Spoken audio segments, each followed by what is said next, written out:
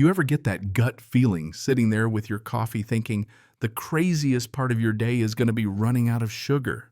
Yeah, well, that illusion got shattered for me by the sound of metal scraping my front door lock. And when I peeked through the blinds, there was Karen, 3 houses down, red-faced and sweating, jamming a set of keys into my lock like she was trying to break into Fort Knox. And you want the kicker? She starts ranting about HOA rights and emergency inspections, all while her hands are shaking so bad you'd think she was defusing a bomb, not fumbling with my keys. I'm telling you, it was like a scene out of one of those trashy reality shows nobody admits to watching. And in that moment I knew, oh, this is going to be good. So when Karen finally gave up on the lock, she stormed back, whipped out her phone with a flair worthy of a B-movie villain, and dialed 911 loud enough for half the block to hear. She started pacing, waving her arms, telling the dispatcher there was a security emergency at my address and that the homeowner was refusing mandatory inspection and possibly hiding dangerous violations. You know what's hilarious? She had no idea the responding officer was my son Michael, the county sheriff. And as I watched her pacing up and down my porch, calling in reinforcements for her fake HOA, I couldn't help but smile. Karma was about to pull up in a patrol car with flashing lights. But let me back up a sec. How did we get here? 3 months before this circus, I'd moved into what was supposed to be my retirement dream. Maplewood Heights looked perfect on paper tree-lined streets, neat homes, neighbors waving as they trimmed their lawns. After 30 years grinding away in the city, I thought I'd finally landed somewhere peaceful. First week went smooth. Mrs. Patterson next door brought cookies and a ton of gossip. The Johnsons across the street explained trash day, and old Mr. Chen from the corner shared tomatoes from his garden. Everybody was friendly, and I figured maybe, just maybe, I'd lucked out. That was until Mrs. Patterson leaned in over tea one afternoon and lowered her voice like she was about to share state secrets. She pointed out Karen, the lady with the blue house and white shutters, who, according to Patterson, had declared herself the HOA enforcer, even though there wasn't a real HOA to begin with. She acts like she runs the place, Patterson whispered, measuring grass, sending letters, taking photos, you name it. I half laughed it off, thinking maybe she was exaggerating. How bad could it really be? Well, turns out way worse than I imagined. Karen's campaign started slow, as these things do. First shot was a handwritten note on fake letterhead. Your grass is nearing the maximum allowable height. Signed, Maplewood Heights Community Standards Committee. Chairperson Karen. I tossed it, but it was just the opening act. Next came printed photos of my recycling bins taken at 5:58 a.m., apparently 2 minutes before the permitted time. Then, when that didn't stick, she sent a letter demanding I remove my garden gnome, said it violated aesthetic guidelines. Now I'd bought that gnome with my late wife, so that hit a nerve. Instead of giving in, I doubled down, added a little windmill just to see what she'd do. Oh, she responded all right. Next Tuesday, she showed up with a clipboard, a tape measure dangling from her belt, and a brass key. She announced as if she were the queen that she had master keys for mandatory safety inspections. Said all residents had to submit or face fines and possible legal action.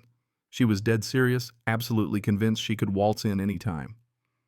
I shut the door in her face and told her straight up she was never getting inside my house. Not now, not ever. Her heels clicked down the walkway so hard I swear the sidewalk vibrated, but I knew it wasn't over.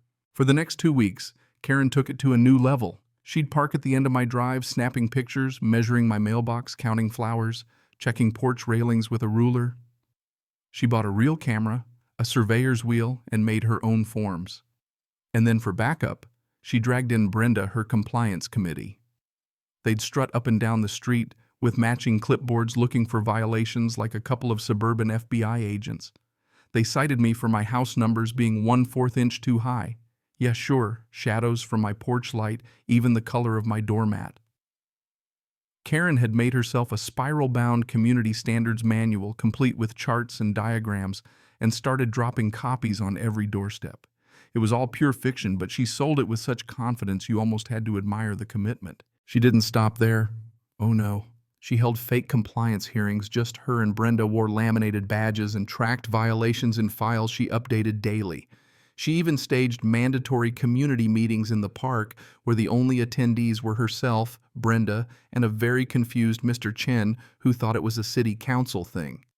She'd send minutes to everyone after listing new regulations like banning colored Christmas lights, limiting Halloween decorations, and requiring approval for, I kid you not, spring flower choices. She regulated everything: lawn mowing days, BBQ smoke, even kids' playtime. Pet owners had to submit waste management protocols. She even tried to charge for aesthetic consultations, funneling fees to herself and a couple of shady local contractors who paid for referrals.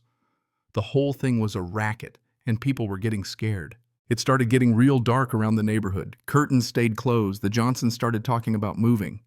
Mrs. Patterson was nervous, and Mr. Chen would shake his head and mutter about the good old days. Kids asked why the weird lady was always out front with a camera. Karen even installed what she called a community security camera on her own porch to record violations all day, then started doing flashlight patrols at night. The place was like a bad surveillance movie. Nobody felt safe. It all boiled over one Thursday afternoon. I was in the kitchen just about to eat when I heard someone at the lock. My blood pressure shot up, but I knew in my gut it was Karen. She'd been hinting at emergency protocols for weeks, leaving official-looking warnings about critical violations and emergency access. This time, she left a final notice signed by both her and Brenda, with big fake stamps saying she was authorized to enter if I didn't comply. I watched through the peephole as she crouched down, muttering about inspections and teaching me a lesson. She actually believed she could break into my house in broad daylight, and the law would have her back. I started recording. When I called out and told her she was trespassing, she didn't run. Nope. She stood up, brushed herself off, and called 911. Told the dispatcher I was barricading dangerous materials and refusing inspection. The performance was Oscar-worthy. She painted herself as the brave protector and me as the menace. But what she didn't know, oh, this is the best part, was that my son Michael would be the one responding. Within minutes, his patrol car pulled up. He got out calm as always, and Karen's face went from smug to pale in about 2 seconds.